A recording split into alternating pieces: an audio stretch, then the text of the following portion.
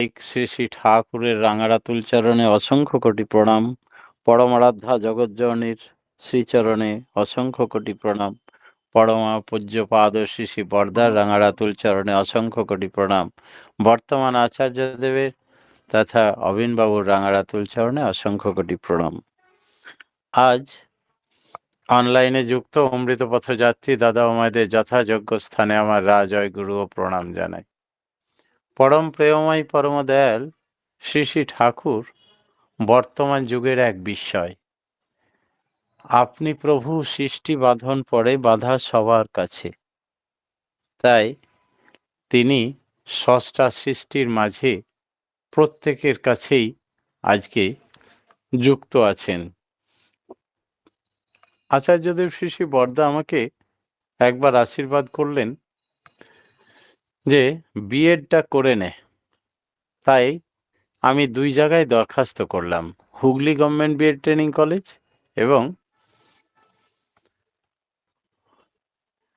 बरदा का आशीर्वाद से हम दोनों जगह पे अप्लाई किए हैं बीएड ट्रेनिंग करने के लिए।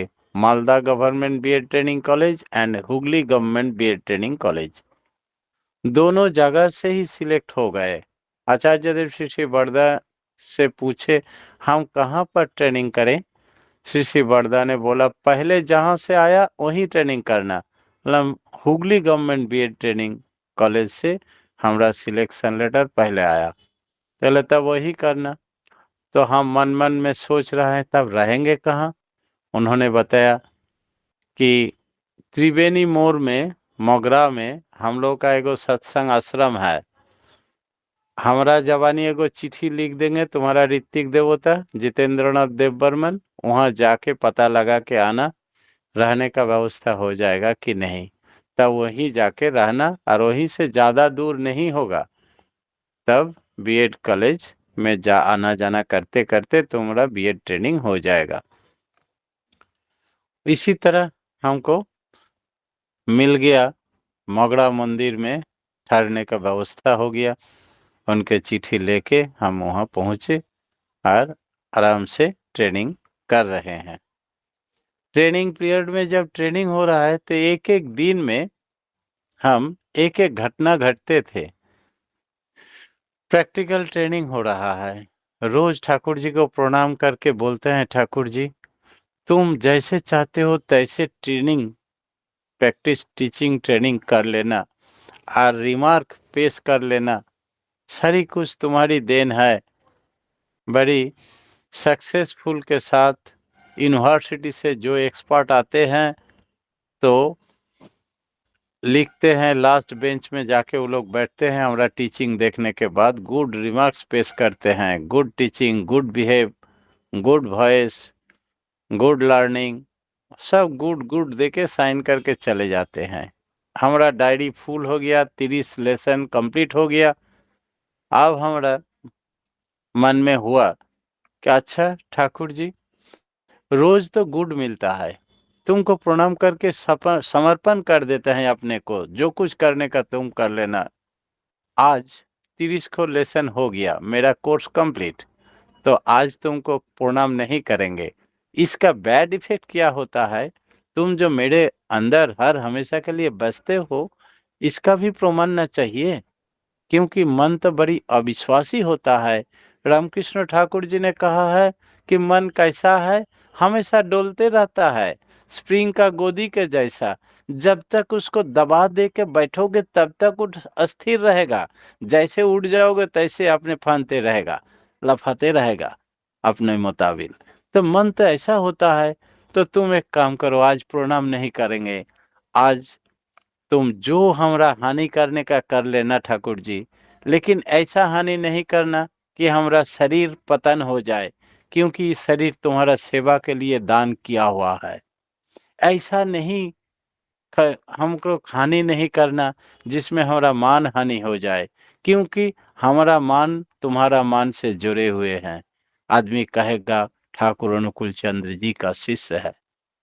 ऐसा हानि नहीं करना जिसमें हमारा कोई आर्थिक हानि हो जाए, क्योंकि हम बाहर में रहते हैं, कौन हमको देगा ये हमको अच्छा नहीं लगता है, किसी के निकट हाथ पसारे भीख मांगे, ये सब हमसे नहीं होगा। ऐसा हानि नहीं करना जिसके लिए हम पढ़े हुए हैं कि हमारा मार्क्स कम हो जाए, रिजल्ट खराब हो जाए, ऐसा हानि नहीं करना। इसके अलावे जो मर्जी हानि कर लेना, ऐसा हानि करना कि सारा जीवन मेरा अफसोस रहे लेकिन कोई हानि ना हो, ये सब बचा के, इतना कंडीशन करके ठाकुर जी को प्रणाम नहीं करके बस पकड़ लिए मंदिर के बगल और पहुंच गए एकदम मेरा टीचिंग कॉलेज में। वहां जाके जब पहुंचे तो हेड मास्टर मशाइ पहले बोलने लगा, इतना देर कर दिए बनर्जी बाबू, क्यों इतना स्टूडेंट सब हल्ला कर रहा है? ना लेट हो गया था थोड़ा, बॉस लेट कर दिया, जल्दी जाइए क्लास लीजिए। क्लास 11 का क्लास था, 11-12 का।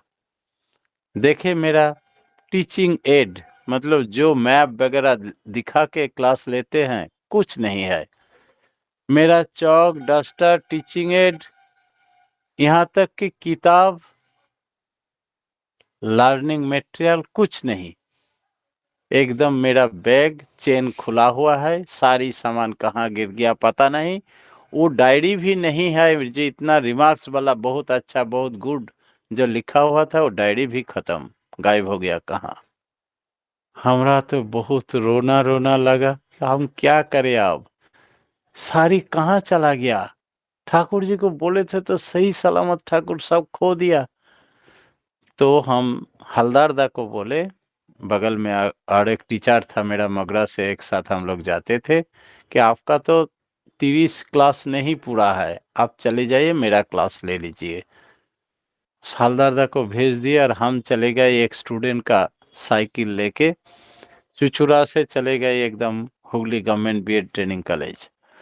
प्रिंसिपल साहब मोतीन राय, उनको बुझा के बोले, सर ऐसा ऐसी ठाकुर जी को बोले थे तो ठाकुर जी सारी गायब कर दिया। ये जो डायरी है वैल्यूएबल चीज, वो खत्म होने से हमारा मार्क्स कम हो जाएगा। प्रिंसिपल साहब बोले, आपका सारी बात ठाकुर जी हर हमेशा के लिए सुनते हैं, आपका सारी जीवन का इतना घटना हमने सुने हैं आपसे कि आप अभी तक परीक्षा कर ले रहा है ठाकुर जी का, बहुत अन्याय किए हैं। आप सुन लीजिए, कोई हानि नहीं होगा, मार्क्स नहीं कमेगा, लेकिन मेरा बीएड ट्रेनिंग करने का समय का ये डायरी अभी तक बहुत जत्न करके हमने रख दिया है, ये मेरा एक एसेट है, और आपने खो दिया इतना जल्दी। यही अफसोस की बात है और कुछ नहीं हानि होगा।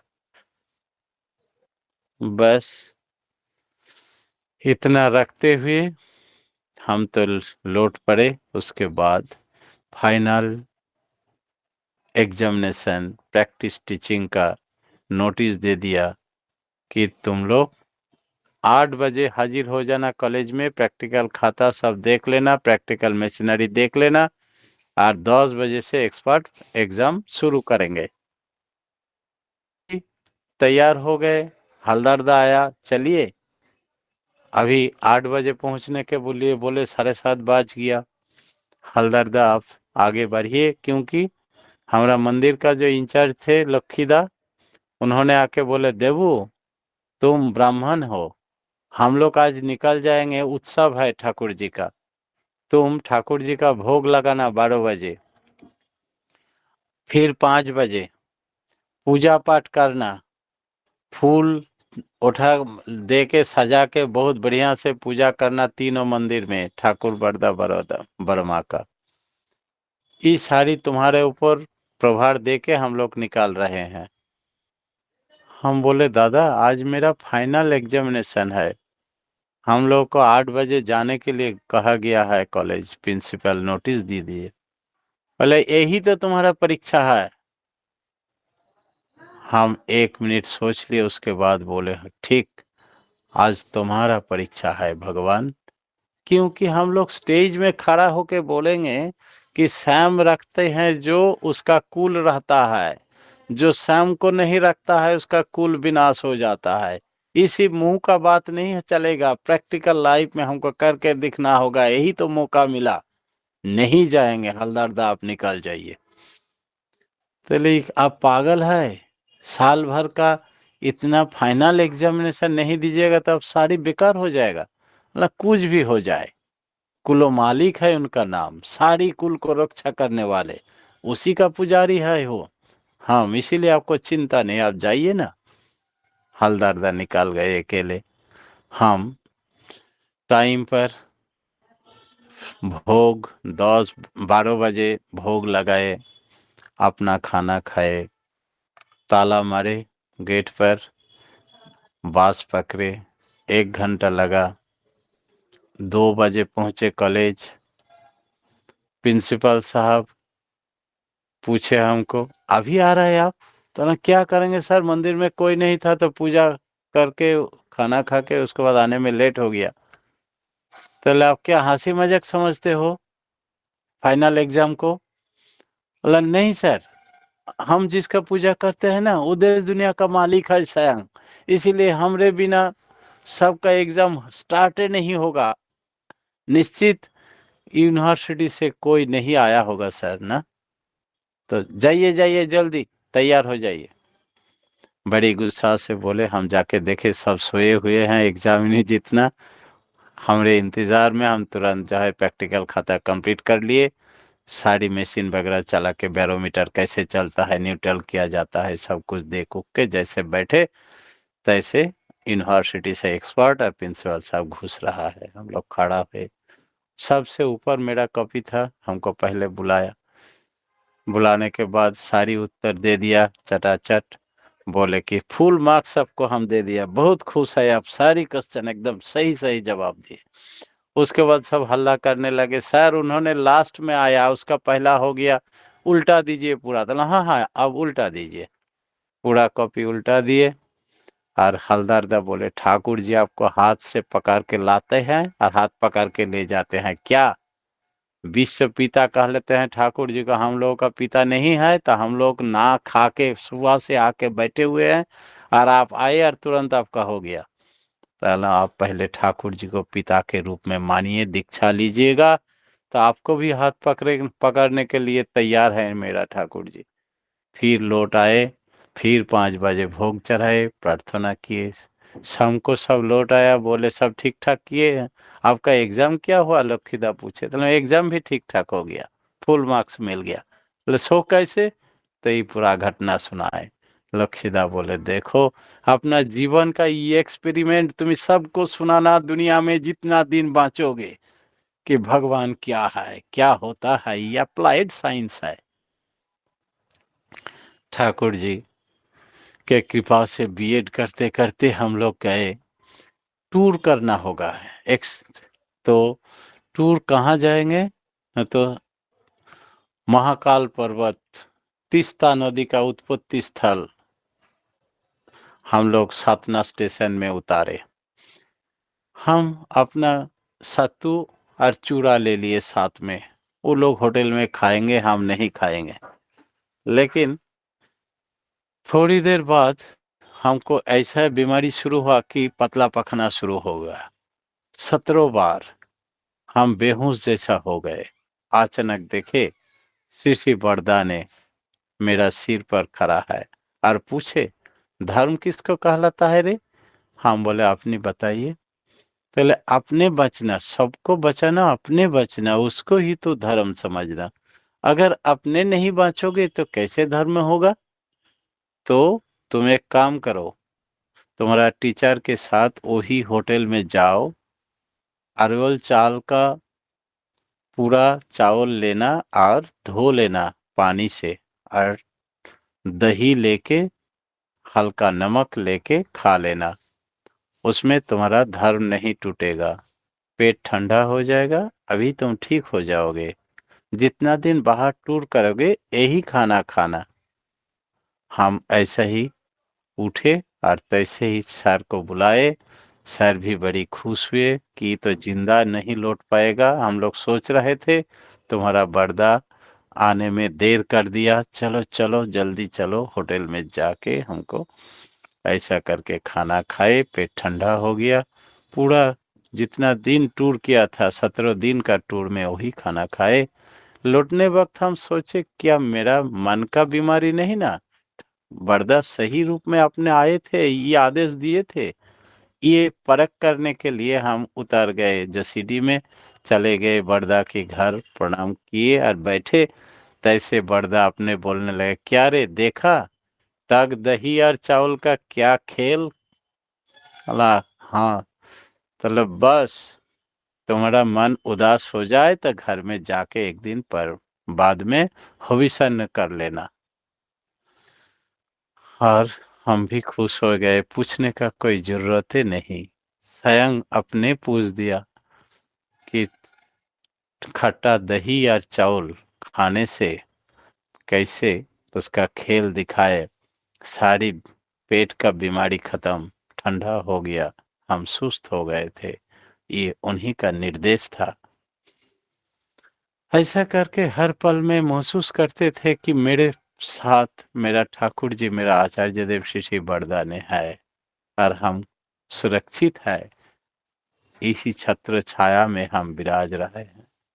यही सत्संग लोगों का सबसे बड़ा सुजोग, भाग्य।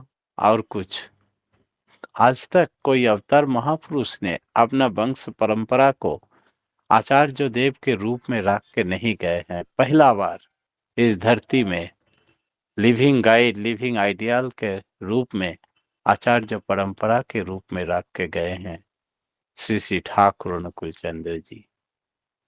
हम लोगों का नसीब अच्छा है कि हम लोग कुछ भी आपत्ति विपत्ति आ जाए तो ठाकुरबाड़ी जाना और सीधा आचार्य देव से बात करने से हम लोग का सारी उलझन, सारी आपत्तियां विपत्तियां खत्म हो जाते हैं।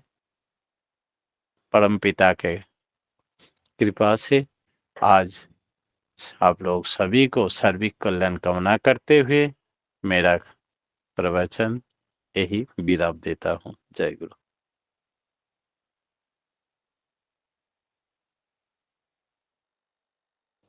জয়গুরু দাদা, আপনি হিন্দিতে বলছেন কেন? ওখানে কি সব হিন্দি ভাই বোনেরা?